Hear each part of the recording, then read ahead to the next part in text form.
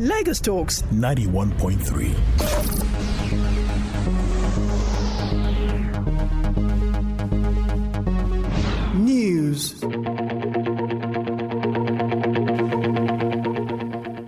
President Muhammadu has signed into law the Nigeria Startups Bills. This is as the government has set up 10 billion naira investment fund for young innovators and also makes provision for incentives and tax holidays to encourage local innovators. The Minister of Communication and Digital Economy, Issa Pantami, disclosed this while briefing State House correspondents at the presidential villa in Abuja yesterday. He said in recognition of the efforts of the Nigeria government in the information communication technology (ICT), Microsoft has decided to train about 5 million Nigerians on high-demand skills geared towards job creation. He said the ICT contributed 18.42% to the gross domestic product (GDP) this year alone, while the entire contribution of communication and digital economy was 40%. Minister of Works and Housing, Babatunde Fashola, has confirmed that the second Niger Bridge construction is now completed and will soon be open for public use. The minister, who made this known while presenting President Buhari's administration scorecard yesterday in Abuja, however, added that the only factor delaying the commissioning of the road is the construction of the link road impeded by the recent surge of flooding. There's a 4-kilometer link road on the Asaba side. Right now, our dredger is in place. We have to build the road by reclaiming sand.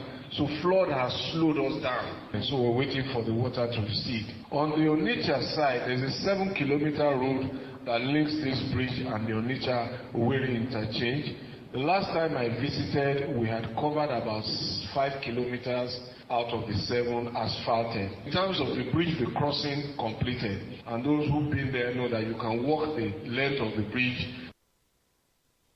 The minister also noted that the federal government has removed 5% equity contribution for homeowners seeking to borrow up to 5 million naira under the Federal Government Housing Authority. He also disclosed that government has reduced equity contribution from 15% to 10% for those who wish to borrow 5 million naira and above. Demand for equity contribution for loans up to 5 million should be taken out completely. You can get your loan up to 5 million without making an equity contribution. For those from 5 million above, it was a different proposition. The equity contribution used to be 15%, but we couldn't make it totally zero. Again, we reduced that to 10%. But more importantly, we have now introduced what we also call Earlier, the Minister of Information, Alhaji Lai Mohammed, noted that in this administration, 1 million youths have been empowered, as well as the 500,000 undergoing trainings under the End Power program and 1.6 million households enrolled in a conditional cash transfer program. Meanwhile, the federal government has ordered controllers of works to assess the level of destruction caused by floods across the country with a view to taking actions to improve the situation. At the same time, the controllers are to ascertain emergency actions that could be taken to save lives and properties threatened by the flood. The federal government has directed affected mobile network operators, MNOs, to reverse the unilateral upward tariff adjustments. The Nigerian Communications Commission, the NCC, through a letter dated October 12, gave the directive following media reports of unilateral implementation of the recently approved 10% upward tariff adjustments. NCC's Director Public Affairs, Dr. Ruben Moka, made this known in a statement on Wednesday in Abuja, adding that the adjustments were for some voice and data services by the service providers on their networks.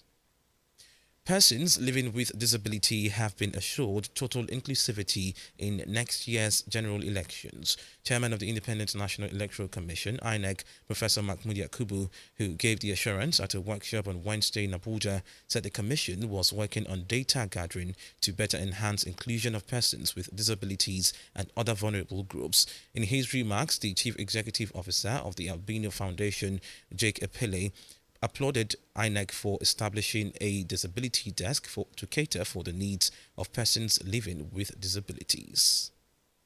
The Speaker of the Ekiti State House of Assembly, Fumini Afuye, has died at the age of 66 following a cardiac arrest. A statement on Wednesday from the state government confirmed Right Honorable Afuye died on Wednesday evening at the Ekiti State Teaching Hospital, Exuth Ado-Ekiti, where he was receiving treatment after suffering a cardiac arrest. The late Afuye was a former commissioner of the Ekiti State Ministry of Information and a two-time member of the State Assembly. He was inaugurated Speaker of the 6th Assembly on June 6, 2019. The Lagos State government has restated its commitment to ensure equitable distribution of dividends of democracy in Lagos State, leveraging on technology among other interventions. Governor Babajide Sanwo-Olu, who said this yesterday as he virtually commissioned 15 new school projects, which include Ojota Junior Secondary School in Koshafe, Lagos State Model School Badore, and Girls Hotel, among others. In addition, and more importantly, we have completed and commissioned a fully IT-driven school, first at Vetland Junior Secondary School, with interactive digital screens and student tablets to facilitate the learning in and out of the school. And like I've said, that was a model that I challenged Script. I said, can't you think out of the box, something that has never been done around here? And they said, give us a challenge, we will do it. And Vetland has become a good success story. Speaking earlier, Commissioner for Education Folasade Adefisayo said the event was another step in the incredible journey in transformation of schools in Lagos. President Muhammadu will on Friday unveil the manifesto and policy document of the presidential candidate of the All Progressive Congress APC, Asiwaju Bola Tinubu. In a statement issued to newsmen by Chief Press Secretary to the Governor of Lagos State, Gboyega Koshile, also notes that the occasion scheduled to take place at the State House in Abuja will also see Buhari inaugurate the APC Campaign Council. The Lagos State Police Command has disclosed that normalcy has returned to Alaba International Market or JAW in Lagos State following a clash between traders and thugs yesterday. The Lagos Police PRO, Benjamin Hundeyi, on his Twitter handle, confirmed that the police have returned sanity to the market. Reports say there was pandemonium at the popular electronics market, with youths seen using sticks and machetes while people ran in different directions. The cause of the clash is yet to be known, but eyewitness reports say some aggrieved traders protested extortion by members of Road Transport Employers Association of Nigeria, RTEAN, in the area. The National Research Group, the NRG, in partnership with Nigeria's SBI Media Group, has launched its capstone series, a first-of-its-kind exploration into the culture, content, and technology driving leading-edge global growth markets. Each study is designed to supply maximum insight to inform and shape decision-making over the next decade in this vanguard market. NRG, which is part of Stagwell, the Challenger Network, built to transform marketing, kicked off the series with Exploring Nigeria, a future-leaning view into the technology, culture, and entertainment trends shaping the Nigerian landscape. The research dives into 10 key topic areas, exploring consumer habits and attitude in Nigeria today. With this first launch in Nigeria, NRG's planned upcoming capstone series reports include Indonesia in the fourth quarter of 2022, Argentina in the first quarter of 2023, and Turkey in the second quarter of 2023. And now to the foreign scene. Ibrahim Traore, the young army captain who led the latest coup in Burkina Faso, will be inaugurated as interim president tomorrow, Friday. This is according to the Constitutional Council, which announced this on Wednesday. The 34-year-old Captain Ibrahim Traore led disgruntled junior officers last month in the second coup in 8 months to hit the jihadist-turned West African country. Junta members had already announced that he would take over the role of transitional president, but Friday will see the official investiture. Last month, Traore toppled Lieutenant Colonel Paul Henry Sandaogo Damiba, who himself had seized power only in January, forcing out Burkina's last elected president, Rochmark Christian Kabore. A panel appointed by Parliament in South Africa is starting its investigation into an allegation that President Cyril Ramaphosa covered up a multi-million-dollar burglary at one of his homes. The inquiry has a month to decide whether Mr. Ramaphosa has a case to answer. Earlier this year, a former senior security official alleged that $4 million in cash was taken from the president's Falafala farm in Limpopo in February last year. The claim has prompted the opposition in South Africa to accuse Mr. Ramaphosa of money laundering, although he has denied any wrongdoing. The affair has complicated the president's campaign to secure a second term in office. Elsewhere, President Vladmir Putin introduced martial law in 4 Ukrainian regions that has been annexed by Russia. This is as some residents of the occupied city of Kherson left by boat following warnings of a looming assault. The images of people fleeing Kherson were broadcast by Russian state TV, which portrayed the exodus from the right to left bank of the river Dnipro as an attempt to clear the city of civilians before it became a combat zone.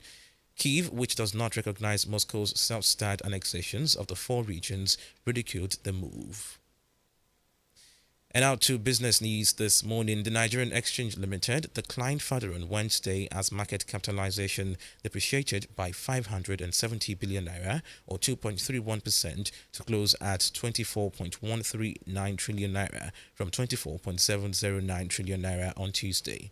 Also, the all-share index ASI fell by 1,048.17 points or 2.31% to 44,318.15 from 45,366.32 recorded at the previous trading. And finally, in sport news, the Federal Ministry of Youth and Sports Development on Wednesday in Abuja responded to a letter of petition received from some special athletes. The special athletes were protesting the exclusion of their sports from the upcoming National Sports Festival, promising to block all federal roads and the National Stadium complex if they failed to get a response to their demands. However, in a response to the petition, Mohammed Manga, Director of Press of the ministry, described the protest as unfortunate, but advised the athletes to channel their grievances appropriately instead of disturbing public peace. The ministry thus advises against any further disruption of public peace and urges the relevant security agencies to handle the situation at hand with care and in accordance with the law. The 2022 NSF, which is the 21st edition, is scheduled to hold from November 28 to December 10 in Asaba, Delta State. Midweek action in the English Premier League saw an impressive win for Manchester United, who beat Tottenham 2-0 to seat 1 point away from a Champions League spot. Chelsea drew goalless away at Brentford. Liverpool beat West Ham 1-0. Newcastle also beat Everton 1-0, while Southampton also beat Bournemouth 1-0. Tonight's action sees Fulham play Aston Villa, while Leicester host Leeds. Lagos Talks 91.3.